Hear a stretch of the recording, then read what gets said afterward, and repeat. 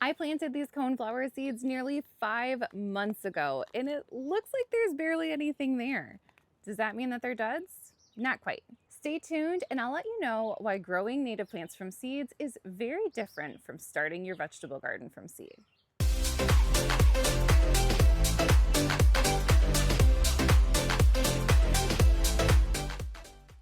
Hey guys, it's Anna from Bright Lane Gardens. Today's video is going to be a little bit of a follow-up video if you tuned in to some of my seed starting tutorials from this past winter. But if you didn't see those, that's okay. Today's video can still be very educational. We are focused on why it takes some native plants so long to grow into seedlings, even when you do absolutely everything correctly. Purple coneflower is often my gold standard when it comes to starting native plants from seed. If you've never started a native plant from seed before, purple coneflower is one of the best ones to start with. And that's because it has a really high germination rate and relatively low cold stratification requirements. They're fairly quick to sprout, usually sprouting in about 10 days, which gives you almost instant gratification in terms of the native plant world. But even with all of the qualities that make this an easy plant to start from seed, it can sometimes feel like they take forever to turn into mature coneflower plants. There's a couple of reasons for this, but the most basic one is native plants tend to focus on root growth below the surface of the soil before they even bother spitting out new leaves above the soil surface. Now, if you're used to growing your vegetable garden from seed, this is polar opposite of what you've experienced with that. With our veggies, you start those seeds in those little containers, and before you know it, they're spilling over the edges, roots are shooting out the bottom, and they have to be transplanted to even survive. That's not the case with a lot of our native plants, and it can make you feel like you're doing something wrong. Today we're going to walk through a couple examples of seeds that I started 4 to 5 months ago that are still relatively small, but doing quite well. This tray here is a tray of little Bluestem that I started back in January, so that was about 5 months ago. If you look at the sprouts above the soil surface, I am finally starting to see those little blades of grass. It took me months to even get my first blade of grass to show outside of that initial sprout. If you look really closely at the underside of this, you can see these teeny tiny roots are starting to show through the bottom holes. This is exactly what I want to see. Now, of course, this plant is too fragile to even take out of this plug tray right now, and that's totally fine. I know that he's working on his root growth, and the growth above the soil surface will continue to grow, especially as our temperatures warm up. Going back to my purple coneflower, you can see I had a pretty good germination rate on these, even with just a 10-day cold stratification period in the fridge. And what that means is these seeds do require a dormancy period or a cold stratification period, as many native plant seeds do, in order to trigger the actual germination process. So even with that shorter cold stratification period, I only had about 2 cells that didn't grow a single plant in them. And I'm okay with that. You might notice that the growth on this is relatively low with the exception of this overachiever here on the edge. This guy is certainly the anomaly. The rest of these are right in line with what I would expect for 5-month-old seedlings. The reason being is they are so focused on that root growth beneath the soil surface that they don't have enough energy to send up new leaves quite yet. This was a purple coneflower that was started last winter, stayed in those plug trays all summer long, and I upplanted him at the beginning of the year this year. And as you can see, I have so much more foliage above the surface of the soil, and I also have some really nice root growth coming out of those drainage holes as well. This is a really healthy purple coneflower plant, and it's exactly what I would expect for a 2-year-old plug. Next, I have our black-eyed Susans, and black-eyed Susans are perhaps one of the most frustrating plants because everybody talks about how easy they are to start from seed.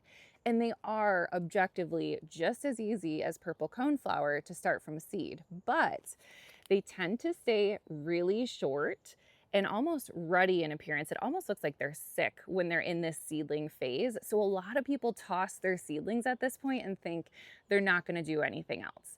The reason being is this growth that you see right here has been totally stagnant for over 2 months. So if you're a first-time seed starter and you're looking at your seed and it hasn't grown in over 2 months, you're probably thinking to yourself, there's no way this guy's gonna make it. It's not worth my time or space to try to keep him alive. Please don't listen to that little voice in your head. These guys are going to grow into nice, mature plants, and before you know it, they will have inches of growth above the soil surface. These are my black-eyed Susan plugs that I planted as seed last winter, so they're just over a year old now. And as you can see, They are going strong and they want out of this container ASAP. So it doesn't take long once those roots are fully developed. You can see my roots poking out of the bottom drainage holes here again. Once those roots are fully developed, it does not take long for the foliage above the soil surface to catch up with your expectations. Lead plant is always a fun one. So if you haven't grown lead plant before, it's a shrub that can be somewhat slow growing, but it's so worth it. This is a really drought tolerant shrub. Attracts so many pollinators. The bumblebees absolutely adore it, and it has really beautiful and unique foliage along with these deep purple spire flowers, and it's just a really cool plant. Starting from seed is actually easier than you would think with a plant like this. I think some people try to avoid like woodier shrubs. It's actually really easy to get these going from seed. So I had a really high germination rate with this batch here. I did do a cold stratification period of 30 days in the fridge. If you're interested in learning more about that, I do have a video dedicated to starting lead plant from seed, so I'll link that up above. But you might notice the color on these guys doesn't look fantastic. It kind of looks like some of them are dying. Some of them look really dried out, but in fact, this is a normal growth process with this plant. Here's my 1-year-old plug on those, and as you can see, it has really grown a lot. This is actually woody growth up top here. So this growth existed last year, and this year, this new green growth did come off of that existing woody growth. So it's a really fulfilling plant to grow in the sense that you can keep getting fresh green growth on this old woody growth, and that's super unlike those herbaceous perennials that die all the way back to the ground and have to regrow from scratch every year. So this is a really cool shrub, very easy to start from seed. Trust me, you can do it. These are my nodding wild onion plugs. It's kind of hard to see the growth up there, but you can see those shoot up. Now, this is a confusing one because it just doesn't have much above the surface of the soil in general. You look at those and you say, how would I even transplant that into another pot or into the ground? And the truth is you don't. You just let these go so that their roots can develop at the bottom, and then these will start to thicken at the top here. And just like my black-eyed Susan, this growth has been stagnant for well over 2 months. It's really looked like this since they started sprouting. It's gotten maybe a few more little hairs above the soil surface, but other than that, there's been very little growth on this. So this is another one that looks like it's really not doing anything, when in fact it's building an entire network of roots and bulbs below the soil surface. Here is my 1-year-old plug, and as you can see, those little fronds that were above the soil surface have really thickened. It has a nice onion smell to it already. So that's part of what makes this plant so deer resistant, is that strong onion garlic flavor. And down below the soil surface, these actually grow these little mini onion bulbs. So if you were to dig this plant up, or if you were to take this plant out of the container and dig up those roots, you would see these little bulbs that can be divided and then replanted. So just like your other allium species, your native nodding wild onion can do the same thing. This guy has incredible root growth. You can see all these roots sticking out of the bottom here. And if we were to take this out of the container, these roots would certainly be circling the bottom of the container. So this guy is more than ready to be planted in the ground. Butterfly weed is another classic example of one that beginners will frequently try to start, and by all means, try to start it from seed. These seeds are so easy to collect. They're so easy to observe and find on your existing milkweed plants. So absolutely, when you have that opportunity, collect those seeds and start your butterfly milkweed from seed. Just be aware that these are so delicate for the first year. Anytime I'm planting a flat of butterfly milkweed, I never intend to sell it that year.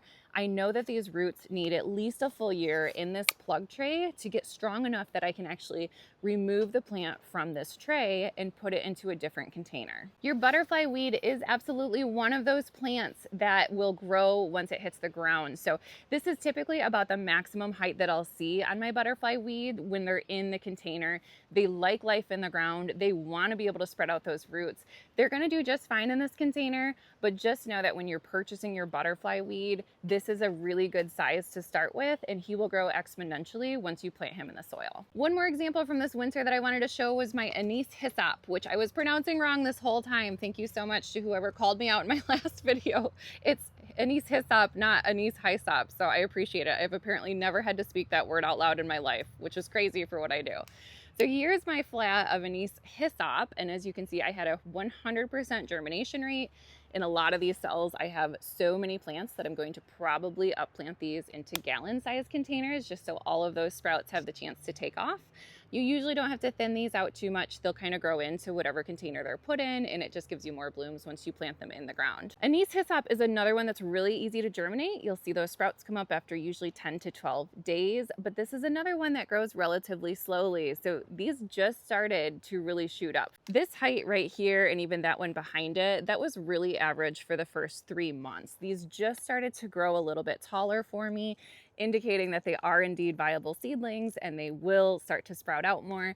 They've just been focusing on so much of that root growth beneath the soil surface, they haven't had the energy to dedicate to new leaves. Anise Hyssop is a really hardy seedling. They are so hardy, in fact, because they are so drought tolerant. This was in a flat of 12 4-packs that I had started last year, and I totally forgot about it, threw it behind the hoop house, and just left it there. It got very little rain. The deer did avoid it because they do not like the taste of Anise Hyssop. But other than that, I completely forgot about it.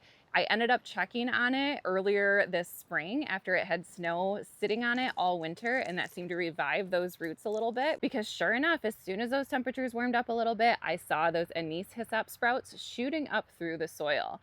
So these are technically a full year old. I would never intentionally keep them in a container this small. Those roots definitely want to spread out. But this gives us a really good view of just how dense those roots are beneath the sprouts. So of course, when I upplant this either into the ground or into another container, I'm gonna split up this brick. This is solid roots. So even when I dig inside there, it's almost completely roots. Fortunately, this is being consistently watered now, and he's gonna turn into a really nice mature plant. I'm so over the moon impressed with these guys. I literally forgot about them for a full year, and they're still doing their thing. So we've talked about those varieties that take a long time to show significant growth above the surface of the soil. I do have one variety that I wanted to highlight that's an instant gratification because they sprout almost immediately. And that's my wild lupine. So these seeds were planted just 6 days ago, and this is crazy growth for a native seed that was planted just 6 days ago. These are doing fantastic. I had about a 90% germination rate on this tray, and these are gonna grow into really lovely mature plants. Now, unlike your black-eyed Susan and your purple coneflower that sprout up and then seem to do nothing, your wild lupine is actually going to develop those classic lupine-shaped leaves almost immediately after you see them start to sprout up. This is a flat of lupine that I started from seed about 4 weeks before this video was shot, and as you can see, those iconic lupine-shaped leaves are already super visible and easy to identify above the soil surface. Lupine can be a little bit of a tricky plant if you need to transplant it into the ground or into another container.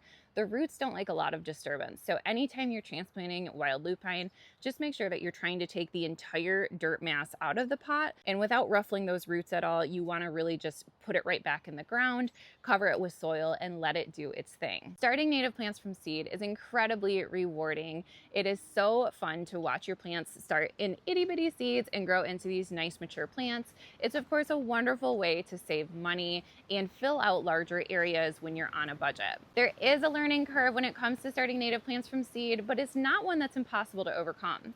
Cold stratification is a term that you need to become familiar with before you dive into this journey, and I've got a video on that I'm going to link above so that you can reference the multiple ways that I've cold stratified my seeds in the past. In summary, start your native plants from seed, enjoy the learning experience, and don't expect them to grow like your annual flowers or your vegetable starts would.